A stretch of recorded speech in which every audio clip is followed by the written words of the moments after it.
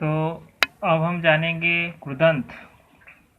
कृदंत यह शब्द कृत प्लस अंत इन दोनों से मिलकर बना है, तो क्या बनेगा कृदंत।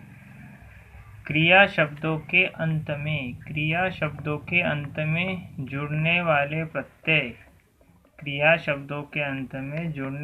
प्रत्यय कृत प्रत्यय कहलाते हैं और इनसे बने हुए शब्द को कृदंत कहते हैं। ठीक है, तो कृदंत 5 प्रकार के होते हैं।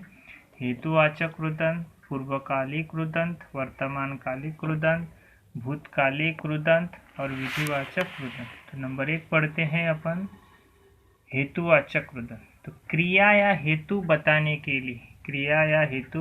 के लिए हेतुवाचक कृदंत का प्रयोग किया जाता है। इसका प्रत्यय है तुमुन। इसका प्रत्यय क्या है? तुमुन, जिसका तुम शेष रहता है और जिसका अर्थ होता है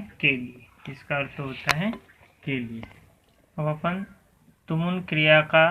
तुमुन प्रत्यय के उदाहरण देखेंगे। तो धातु, प्रत्यय, कृदंत और अर्थ।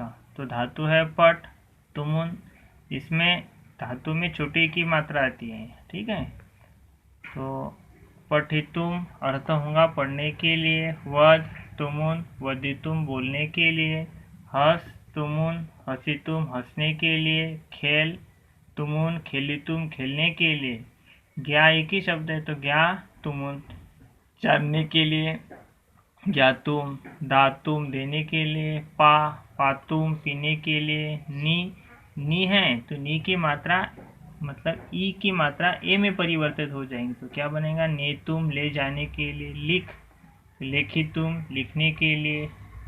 ठीक है, ई की मात्रा है तो यहाँ पर ए की मात्रा में कन्वर्ट हो जाएंगे, तो लेखितुम लिखने के लिए। गम है तो क्या बनेगा गंतुम जाने के लिए, चल तो चलितुम चलने के लिए। ठीक है, समझ में यहाँ पर गंतुम। ठीक है, गम का अधिकतर पेपर में पूछा जाता है, तो अधिकतर बच्चे गमितुम लिखते हैं। गमितुम न लिखते हुए क्या लिखेंगे गंतुम, चल का लिखेंगे चलिए। नंबर 2 पढ़ते हैं पूर्वकालिक कृदंत। पूर्वकाल की क्रिया बनाने के लिए पूर्वकालिक कृदंत का प्रयोग किया जाता है। इसके 2 प्रत्यय हैं, कत्वा और नंबर 2 ल्यप। तो नंबर 1 कत्वा प्रत्यय का प्रयोग। तो जिन धातुओं के पहले उपसर्ग नहीं होते, उपसर्ग यानी वे शब्द मतलब शब्द के पूर्व में लगते हैं और प्रत्यय शब्द के बाद में लगते हैं, तो उपसर्ग शब्द के पूर्व में लगते हैं। जिन धातुओं के पहले उपसर्ग नहीं होते उनके पूर्वकालिक रूप बनाने के लिए कत्वा प्रत्यय का प्रयोग किया जाता है। ठीक है, कत्वा प्रत्यय का प्रयोग किया जाता है। इसका केवल त्व शेष रहता है। क्या रहता है? त्व शेष रहता है। तो इसका अर्थ होता है करके या फिर कर। जैसे धातु, प्रत्यय, कृदंत और अर्थ है पढ़, अर्थ है। ठीक है, तो पठ कत्वा तो बनेगा पठित्वा। छोटी की मात्रा आएंगी हर शब्द के अंत में। ठीक है, पठ के अंत में एक की मात्रा, तो पठित्वा पढ़कर, वद कत्वा वदित्वा बोलकर, खेल कत्वा खेलित्वा, यहाँ पर खादित्वा, धावित्वा, लिखित्वा यानी लिखकर। ठीक है, दा कत्वा दात्वा देकर,